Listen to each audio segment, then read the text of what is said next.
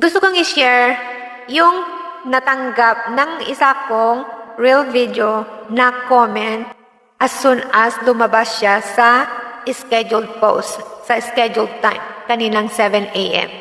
At may comment agad. At iyan ang comment.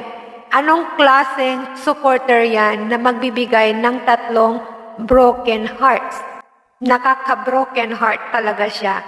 Kaya ang natutunan ko dito ay huwag mag-follow or makipag-follow to follow sa ibang lahi, lalong-lalo na naman na hindi naman kayo magkakaintindihan. Kung nakita niya yung content mo, feel niya, magko-comment siya, ewan ko nga kung anong klaseng goal na meron siya, kung bakit siya nag-iwan ng ganon. So, ibang lahi yan.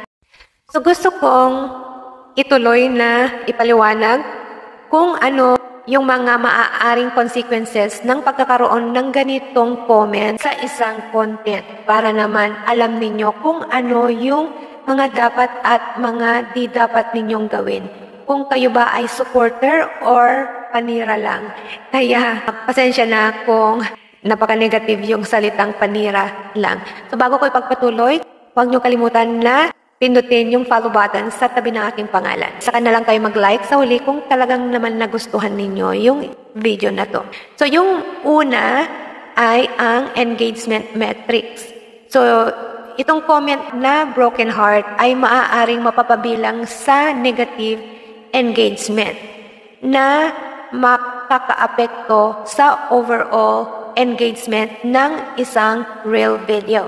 Kung alam mo na ito, na binibilang yung likes versus dislikes ratio.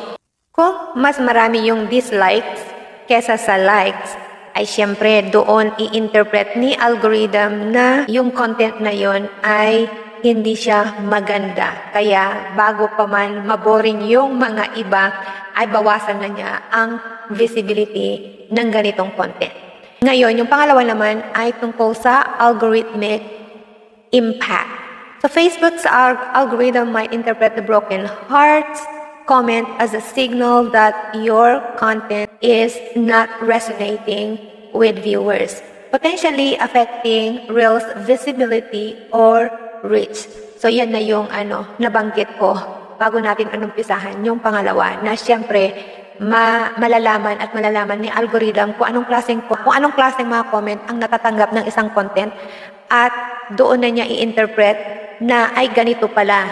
Kaya babawasan na ni algorithm ang reach or visibility ng isang content. At yung pangatlo ay ang audience perception. Alam mo naman to yung pananaw ng mga audience na kung minsan marami yung nagja-judge sa isang content sa pamamagitan lang sa nakita nilang mga comment.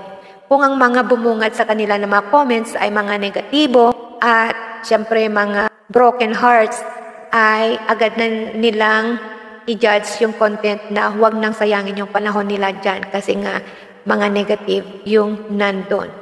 Kaya ang mai-advise ko sa ngayon ay kailangan huwag kayong magpadala sa emosyon. Kung sumama man ang loob nyo, ay ipagpatuloy pa rin ninyo ang pagko-content at huwag kayong magtanim ng galit sa iba kasi siguro trying hard din naman yung iba dyan, lalong-lalo na kung hindi naman nila naintindihan, nakafocus lang sa pag-gain ng isang follower.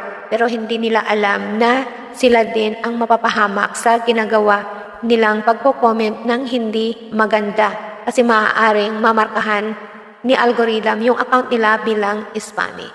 At yan na nga po yung 3 maaaring consequences ng pagtanggap o pagkakaroon ng negatibong comment sa isang content. Isipin mo na lahat ng bagay ay nangyayari para sa ikakatatag mo bilang creator. Kung may tiwala ka naman sa sarili mo, ipagpatuloy mo pa rin ang paggawa ng content na normal na sa atin, na gusto nating i-improve yung content natin.